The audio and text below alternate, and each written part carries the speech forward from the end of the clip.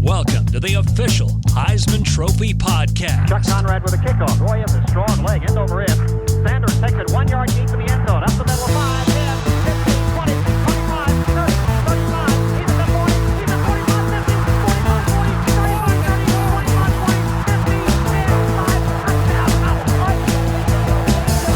Just like last year, a same story. Roll out. Here's your host, Chris Houston. Welcome back to the Heisman Trophy podcast. Hope your week is going well so far.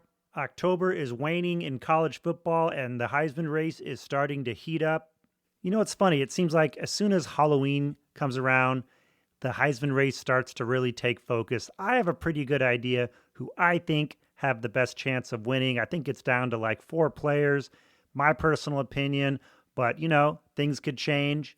Who am I to say what's going to happen? But also, you know, this college football season is so darn unpredictable. Last weekend, 5 undefeated teams went down. It's kind of a strange season, isn't it? Does anybody really know what they're talking about when it comes to talking about college football? Remember all those people a few weeks back who predicted that 0-4 UCLA would beat Penn State? Yeah, me neither. How about all those people who overlooked Indiana? The Hoosiers were ranked 20th in the preseason despite making the college football playoff last season. And now they could be the best team in the country. You know, it's not always easy to see around corners when it comes to college football, but I do think that a lot of us who cover the sport are suffering from a failure of imagination. We certainly didn't see Georgia Tech coming. How many of you had Georgia Tech 7-0 and ranked 7th in the country this far into the season? How many of you had Haynes King emerging as a viable Heisman Trophy candidate? The answer, unfortunately, is not enough, so we're going to try to remedy that. We're going to be talking to Haynes King in just a minute. Let me give you a little background first. Haynes hails from Longview, Texas, where he was a 4-star recruit and Under Armour All-American. He totaled 30 touchdowns his senior season, 20 through the air and 10 rushing. This dual threat passing and running combination is something that Tech fans would soon become familiar with. Haynes started his college career with Texas A&M, earning A&M's Offensive Attitude Award, Toughness Award, Aggie Strength and Conditioning Top Conditioned Athlete Award. He graduated from A&M in 2022. He arrived at Georgia Tech as a grad transfer with 3 years of eligibility, 1 due to a redshirt and 1 due to COVID. In his first 2 seasons at Tech, he led the team to back-to-back bowl appearances. His accolades are really too numerous to list here, but include honorable mention All-ACC, permanent team captain, and Georgia Tech's season touchdown record. So far this season, Haynes has thrown for 1,176 yards, completed nearly 71% of his passes for 4 touchdowns, just 1 interception, leads the Yellow Jackets in rushing with 560 yards and 10 touchdowns rushing, 14 total touchdowns on the season, and most importantly, his team is 7-0 and ranked 7th. This is Archie Griffin, 1974, 1975's Heisman Trophy winner, and you're listening to the official Heisman podcast. The Heisman is handed out every December, but the history of the trophy lives year-round at Heisman.com. Home to the most iconic trophy in sports, Heisman.com tells the story of all 90 of our winners and features news, bios, and statistics on all your favorite Heisman heroes. Heisman.com also highlights our Heisman humanitarians, the many charities supported by the Heisman Trust, and so much more. Make Heisman.com your first stop for all things Heisman. Haynes King, senior quarterback for the Georgia Tech Yellow Jackets. Welcome to the Heisman Trophy podcast. Yes, sir. Thank you for having me. You know, Georgia Tech is 7-0 for the first time since 1966. What's the mood like with the team after that big win over Duke? And what are the coaches telling you ahead of the game with Syracuse on Saturday? I mean, you know, it's full of excitement, but at the same time, you know, we know that we hadn't really played a complete game yet. So we're still out there trying to find ways to play a full 4-quarter game, offense, defense, and special teams. So that's our goals. And then, you know, coming in this game, you know, with what happened last year versus Syracuse as well. So we know that they have a really good staff, that they're going to be coming for us and going to give us our best shot. So we also got to give them our best shot. The team won 7 games each of the last 2 seasons. What do you think is the main difference for the team this year that it's starting out so strong? I'd just say, just willing ourselves to win. Finding ways to win, uh, different scenarios. You're going to go through adversity, but how do you respond? How do you overcome it as a team and stay together? And I think that's probably one of the biggest differences right now. I know that we're a pretty mature and older team. We have a lot of seniors this year, a lot of guys that been through stuff and also seen it done the right way as well, and just kind of know what's going on, and then the belief and trust within each other to get the job done, and never really waver, and just keep trusting and building that camaraderie, and just keep fighting. Is this start something that you expected in your head when you visualized the season and how it played out, or do you think that it was just a big variable and it's kind of things have bounced your way, or what's your take on this start? I mean, obviously, it's a very good start, but that's what we expected as a team. That is how we trained, is how we prepared, and we believed that this team could do things such as this. And like I said, it is just kind of goes through the belief and trust, and what we went through this all season, and stuff like that. And it's just kind of shown up numerous times on how we respond, how we go through adversity, how we never really waver, and just keep fighting. This year, you're running the ball more than ever. Was that something that was in the plans, or have things just kind of worked out that way? I'd say things just kind of worked out that way.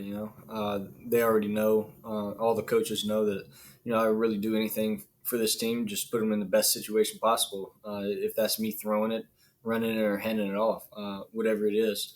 And like I said, that just is a testament to what this team is about, just finding ways to win, will ourselves to win. You've had so many injuries during your career, but you just soldier on.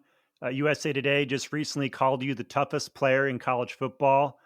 It's a great moniker, but what keeps you going despite the pain? Really just family, teammates, and really God.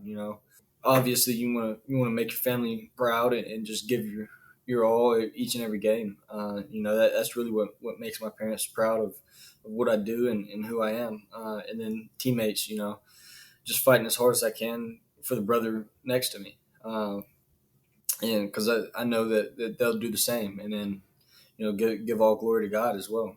You have a much deserved reputation as a dual threat quarterback, but what's an underrated part of your game? What's something that you're proud that you've developed over the course of your career that maybe doesn't get talked about that much? Really just operating as at a high level, taking what the defense gives you. I've progressed as a quarterback doing that. First year here, probably turned the ball over a lot, throwing a lot of picks, and then with last season only having two, I know I was out 2 games, and then really couldn't throw the other two, but still just ending that season with 2 picks as well, just taking care of the ball, and then like I said, just operating at a high level, giving the team the best chance possible, just putting the ball in play. If you could steal one trait from any quarterback that you've faced who's playing right now, footwork, eyesight, pocket feel, whatever, which trait would that be, and how do you think it would change your ceiling? I'd probably just say someone probably like Pat Mahomes, just the way that he can extend plays, and still make plays down the field. He does a really good job doing that as well. And I also train with Jeff Christian, so that helps out a lot. A little bias there. Yeah, for sure. You hail from Longview, Texas, where you were an Under Armour All-American. What was your recruiting process like? Coming out of high school, it was pretty good. I guess you say somewhat highly recruited athlete coming out of Longview. Ended up choosing A&M, and then was there, tried it out, for 3 years. Graduated from there, and just felt like it wasn't working out there, and just wanted to try something new. And then, when I entered the portal, not a lot of, like, I guess you'd say Power 4 teams wanted me. I got, I guess you say, somewhat labeled as broken or bust or whatever it is. But I believed in this staff, and what Coach Key, Coach Buster, and Coach Winky believed in me, and this is the place that I wanted to be, and the people I wanted to be around. You mentioned Chris Wenke, a Heisman Trophy winner. This is the 25th anniversary of his Heisman winning season. What kind of lessons have you learned from him so far? Oh, a whole lot. He has lessons for days, and the way that he coaches is really amazing, and it's really the one of the main reasons why my game has progressed like it has. He does a really good job of making things black and white, and, and playing quarterback, and it's just like I said, he has numerous amount of lessons to learn, and ways he's teaching it, and the reasons of why he's doing it. And like I said, I've learned a really a whole lot from him. The 3 seasons that I've been here. Coach Wenke was the oldest player to win the Heisman Trophy. He was 28 when he won the Heisman. He had a stint playing baseball, so that's why that happened. You're in your 6th season of college football. You're one of the old guys, I'm sure, on the team, maybe if not the oldest. What are some of the advantages of being an older guy playing college football? Well, one, I guess you said I couldn't quite catch Coach Winkie in the age. I tried, I gave it my best shot. Valiant but efforts.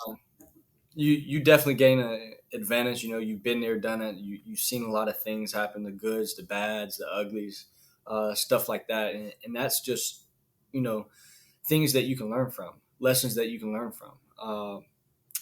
You went through a lot. Sometimes you'd rather learn from others rather than go through it yourself. But at the end of the day, that it's still obstacles that you learn from and overcame. And that's really, I guess you'd say, why I'm here today. Sometimes you might have a teammate, I guess, this year who's like as much as 6 years younger than you. Is it harder to relate to people who are like basically in another generation on your same team? Not necessarily, because we have a really good locker room here. Guys kind of all wired the same way, kind of all fighting for the same goal as well, and just it's a really great locker room that we have here, and everybody gets along, and it doesn't matter. I'm talking people the same age as me or 6 years younger. I feel like we get along well, and I mean it even goes to show even in our QB room. As young as Grady coming in, and they joke around all the time, but we still go grab food or whatever and link like that, and get to know each other. And like I said, it's just the type of people that we have here at Georgia Tech, and in that locker room makes everything a lot easier. This day and age, there are so many examples of players doing interesting things. One thing I thought was interesting with you was your children's book titled Haynes King, A Hell of a Quarterback, available at shopexit56.com. Tell me about how that project came about. Andy, he ended up finding my mom, I think, last year versus Miami during that game. He got to know her and reached out, and they got to talking, and my mom told me as well. And then, we all thought it was a really good, thing to do. It was different, and, just almost kind of giving back and encouraging, young kids to read and stuff like that. Yeah, my plan is I'm going to read from the book as your intro, because it pretty much has a good bio for you for the beginning. You graduated from Texas A&M back in 2022 in business management. Now you're majoring in history, technology, and society. Tell me about that major. What's that all about? I guess you'd say in the title, it kind of explains majority of that. Yeah. And really, I'm kind of in there taking, I guess you'd say, more focused towards like sports and stuff like that. But I'm also doing it kind of part of the Grad X program, taking internships while taking undergraduate classes as well. Yeah. Trying to do that and, learn through internships, doing that while playing football. And it just kind of helps out as well, making connections. And the connections that you can get from Georgia Tech is really and truly like genuine 40-year connections, Yeah. Depending on how football ends up, what are your plans in the sport, whether it's playing or coaching or commenting, or do you have any ideas about what you might want to do in the future? I mean, obviously, I want to play as long as I can. But, when that gig's up, I'm probably going to end up coaching. I've been around the game my whole life. Dad still coaches. Pretty much grew up in the locker room, So I'd probably say just getting in the sport, getting back into it, and going the coaching route.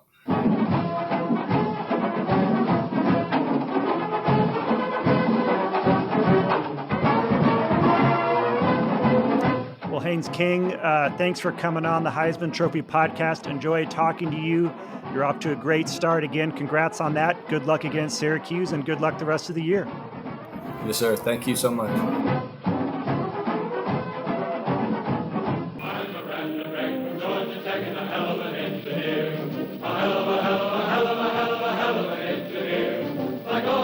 That was Haynes King, a hell of a quarterback for Georgia Tech. I still remember back in 1990 when Georgia Tech won a share of the national title with Colorado. Good to see the Yellow Jackets back in the thick of things.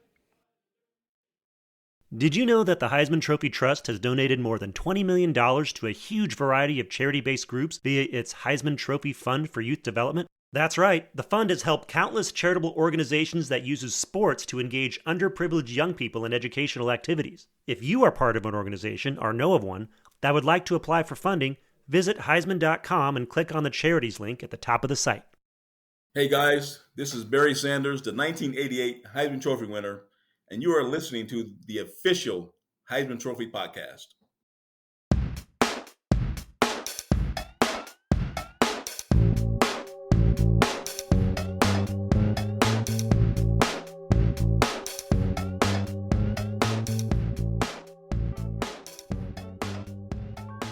You know, whenever we talk about the top schools in Heisman history, the focus falls primarily on how many trophies have been won. But the annual Heisman vote is impacted by a wide cross-section of players from dozens of programs around the country. In 2024, for instance, 33 different players received votes. So while the official Heisman results only go 10 deep, the data do help indicate which schools have the greatest influence on the Heisman year in and year out. And, you know, that's kind of a proxy for the overall influence a program might have on the sport. As a fun exercise, I went back and sifted through all the past voting results in the Heisman and came up with a system to assign each school a point value each time one of its players finishes in the top 10 of the Heisman vote. So we gave 10 points for a first place finish, 9 points for second place, and so on down to 1 point for 10th place. Anyway, so I went through all the results, added it all up, and I think you'll be very surprised at some of these results, not so surprised at a bunch of others. But the really cool thing about this exercise is that I think it will help you come away with a better understanding of which schools have been able to consistently exert their influence on the Heisman Trophy race and also college football. And remember, this is for entertainment purposes only. And if you're more of a visual person, you can go over to our YouTube channel and you'll see the charts that I put together. Okay, now let's count down the top 25 Heisman programs of all time. We'll start with 25 and work our way down. 25th is Louisiana State with 66 points. Actually, 20 of those points came in recent years with Joe Burrow and Jaden Daniels. 24 is Navy at 69 points. The last time a Navy player won the Heisman Trophy was 1963 with Roger Staubach. In a tie for 22nd, Minnesota and Auburn with 73. Minnesota was a Heisman power in the 40s and 50s. Auburn's last Heisman was Cam Newton in 1990. 21, Purdue, 74 points. The Boilermakers were actually a Heisman power in the 60s. They didn't win a Heisman, but they had 3 runner-up finishes in 4 years from, I think, 65 to 68. Number 20, Tennessee with 76.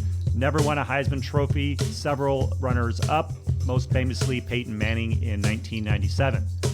Coming in at number 19, the BYU Cougars with 79 points. One Heisman Trophy winner in Ty Detmer, and they have several other Heisman finalists, including Steve Young and Robbie Bosco. Number 18, Michigan State, another program that had a pretty good Heisman heyday in the 60s, although not winning one, 80.5 points. Number 17, Florida, 3 Heisman Trophy winners, 89 points. Number 16, Georgia, 92 points, of which 27 are from Herschel Walker alone. Number 15, Pittsburgh, 96 points. They had a great stretch in the early 80s where they put up a lot of points, although they didn't win a Heisman Trophy. Tied for 13, UCLA and Nebraska with 98. The Bruins have one Heisman Trophy winner, Gary Beban, in 1967. Nebraska has 3 Heisman trophies, lastly Eric Crouch in 2001. 12th place, Florida State, 99 points.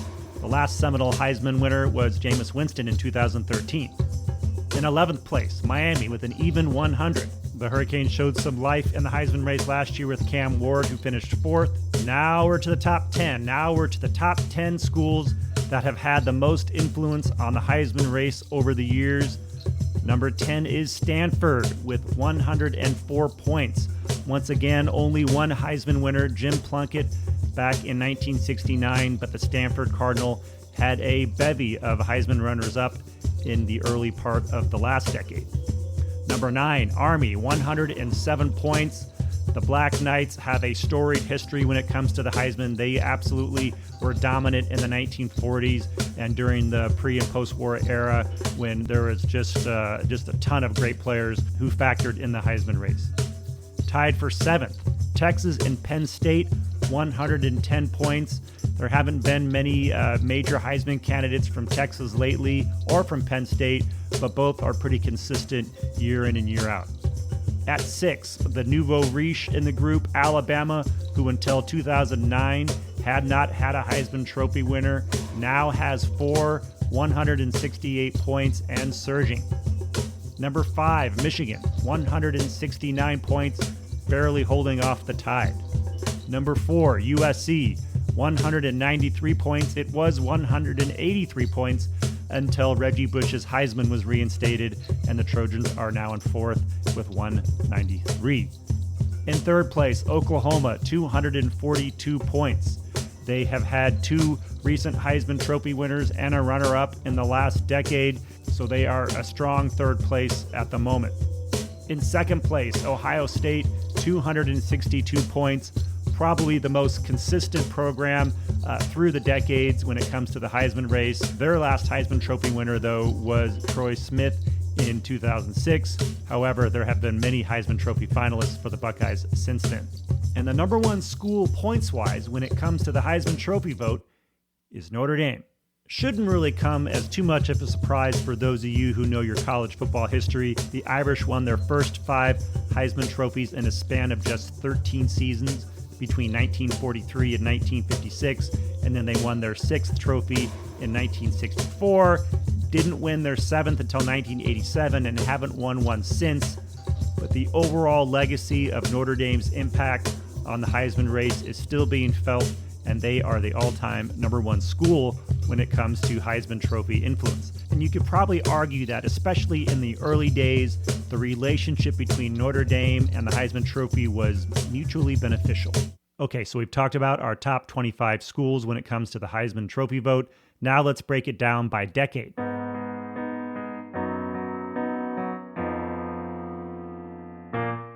In the 1930s, the most dominant Heisman school was Yale. Of course, that was an abbreviated decade. It started in 1935 because that was the year the first trophy was awarded.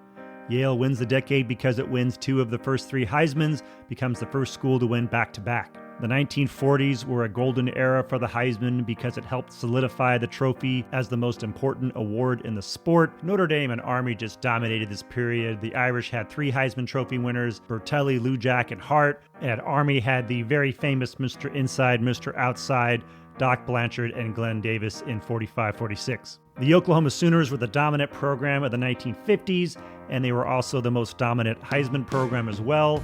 Notre Dame was second. The Irish did manage to win a couple Heismans during that decade, and then Ohio State starting to emerge in that decade, and Hopalong Cassidy won its first Heisman in 1955.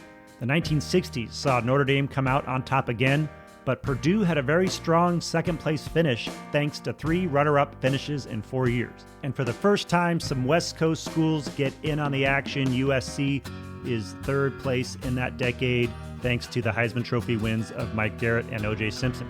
The 70s were dominated by great running attacks, so it's no surprise that you saw Oklahoma, Ohio State, and USC as the top 3 schools from the 70s when it comes to the Heisman. Oklahoma had a Heisman Trophy winning running back in Billy Sims. Ohio State had the only back-to-back Heisman Trophy winner in Archie Griffin, and USC had a Heisman Trophy winner in 1979 with Charles White. Now, the 1980s were a very interesting decade. BYU placed quarterbacks in the top 5 of the vote 6 times in this decade, and it won the overall decade despite not having a Heisman Trophy winner. And it kind of illustrates how evenly matched the 80s were when it comes to the Heisman Trophy race. It was the first decade in which no one school was able to produce 2 Heisman winners. The 90s belonged to Florida State. Their success in the Heisman mirrored its team's success in this decade. You also saw Florida start to move up, and 3 SEC teams made the top 10 that year, which kind of reflects how the conference was changing offensively. The first decade of the 21st century belonged to USC, thanks to 3 Heisman Trophy winners in 4 years. Oklahoma was also pretty strong with 2 Heisman Trophy winners, and Florida was 3rd. The decade between 2010 and 2020, I'm not quite sure what to call it, that decade was won narrowly by Alabama, 52 points to 51 points. Thanks to 1 winner and 4 top 3 finishes. Oklahoma was in hot pursuit most of the decade. They had 2 winners and a runner-up. And Stanford finished a strong 3rd, thanks to 4 Heisman runner-up finishes. And now we're in the 20s, halfway through, Alabama just dominating, Ohio State 2nd, and then Michigan and Oregon tied for 3rd. Here are the top Heisman conferences all time by total points. The Big Ten is number 1 with 1,017. The SEC is number 2 with 682. In 3rd place, the barely there Pac-12 with 610 points. 4th place, the Big 12, 591.5. I think they're going to catch the Pac-12. And then I have Notre Dame and the military academies lumped together at 469 points. The ACC is 416 points. And then the Big East with 152. The Big Ten claims bragging rights among the conferences, thanks in large part to its 18 Heisman winners and large accumulation of top 10 finishes. Well, I hope you enjoyed this little walk down Heisman history lane. Thanks for indulging me. I found it interesting. I hope you did too. Thanks to Mike Flynn of Georgia Tech for getting me Haynes King. If you enjoyed this episode, be sure to like, review, subscribe, tell your family, tell your friends.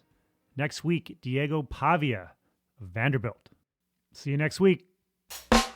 The Heisman Trophy podcast streams every Wednesday during the college football season and is hosted, produced, edited, and engineered by Chris Houston. The pod is available on all streaming networks, including Spotify and Apple Music, and features video interviews and bonus content on YouTube and TikTok. We also have a Reddit community. Special shout out to Isaac Lowenkron, and big thanks to Rob Whalen, Tim Henning, and the Heisman Trust for their support. Reach out to us via email at pod@heisman.com for feedback and commentary.